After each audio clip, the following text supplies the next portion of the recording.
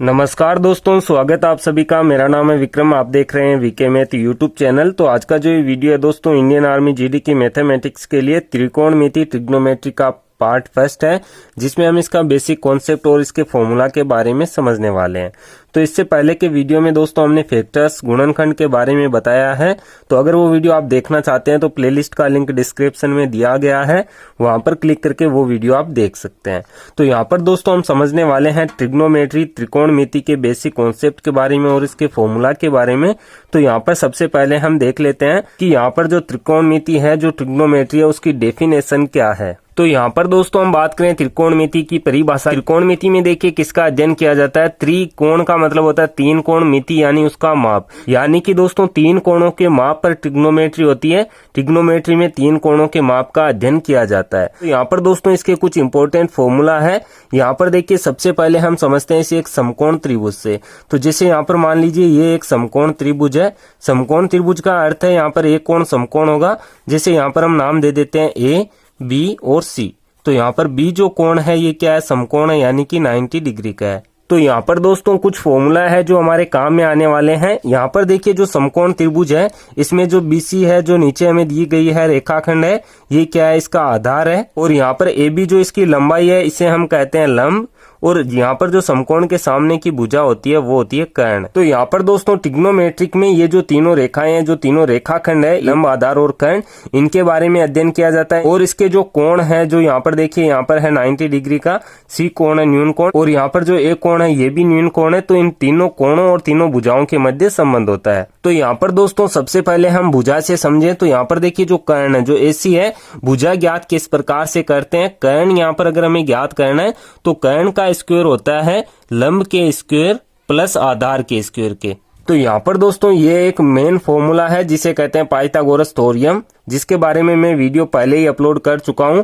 अब यहाँ पर मान लीजिए कर्ण हमें नहीं दिया जाता है, लंब और आधार हमें दिया जाता है। तो इस फॉर्मूला से दोस्तों यहाँ पर लंब और आधार का मान रख के हम कर्ण ज्ञात कर सकते हैं। अब मान लीजिए कर्ण हमें दिया जाता है, लंब हमें नहीं दिया जाता है, आधार हमें दिया जाता है। तो लंब हम कैसे ज्ञात करेंगे। यहाँ पर देखिए आधार को हम पक्षांतरण कर देंगे तो कर्ण के स्क्वायर में से आधार का स्क्वायर घट जाएगा और लंब का स्क्वायर ज्ञात हो जाएगा, और बाद में हम स्क्वायर हटा के लंब ज्ञात कर सकते हैं। तो यहाँ पर देखिए लंब का फॉर्मूला क्या बन जाएगा, लंब का स्क्वायर बराबर किसके होगा, कर्ण के स्क्वायर के माइनस आधार के स्क्वायर के।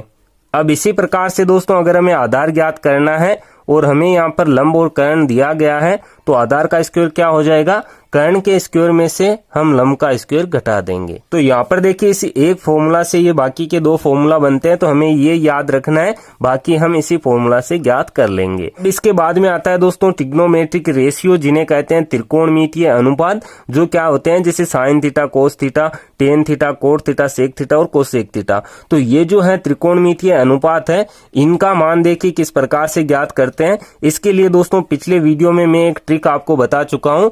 ट्रिक यहाँ पर देखिए क्या है। ट्रिक में यहाँ पर हमें क्या करना है, जैसे यहाँ पर दोस्तों हमें याद रखने हैं इन मान को कि यहाँ पर लंब क्या होता है, कर्ण क्या होता है, आधार क्या होता है, जिसमें हम साइन थीटा के लिए मान रखेंगे, कोस के लिए रखेंगे, टेन के लिए रखेंगे। तो वहां पर देखिए हमें क्या कर देना है, सीधा सा याद रखने के लिए यहाँ पर हम साइन, यहाँ पर हम कोस लिखेंगे, यहाँ पर हम टेन लिखेंगे। ठीक है। तो साइन के लिए एल बट्टे यहाँ पर हम लिखेंगे के, और यहाँ पर कोस के लिए लिखेंगे ए बट्टे के, और यहाँ पर टेन के लिए हम रखेंगे एल बट्टे ए। ठीक है। तो यहाँ पर क्या ट्रिक बनेगी, लाल बट्टे कक्का। ठीक है। और जब इसके आगे के मान हम ज्ञात करेंगे, जैसे दोस्तों कोट से कोसेक के लिए, तो वहां पर देखिए क्या हो जाएगा, यहाँ से हम शुरू कर देंगे। यहाँ पर कोट का मान हो जाएगा, उल्टा मान चलेगा, यहाँ पर सेक के लिए हो जाएगा और यहाँ पर कोसेक के लिए हो जाएगा। ठीक है। तो यहाँ पर दोस्तों जो एल है उसे हम लंब कहेंगे, ए को आधार कहेंगे, के को कर्ण कहेंगे। ठीक है। तो यहाँ पर देखिए सबसे पहला फॉर्मूला हम देखते हैं साइन थीटा का। तो साइन थीटा का क्या हो जाएगा, लंब बटे कर्ण। ठीक है। क्योंकि यहाँ पर दोस्तों सीधा देखिए साइन का लिखा है हमने लंब बटे कर्ण। ठीक है। यहाँ से सीधा चलेगा टेन तक। अब इसके बाद में हम कोस का देखें तो कोस का दोस्तों यहाँ पर क्या हो जाएगा, आधार बटे कर्ण, क्योंकि यहाँ पर देखिए ऊपर ए है, नीचे क्या है, के है। ठीक है। तो ये हो गया आधार बटे कर्ण।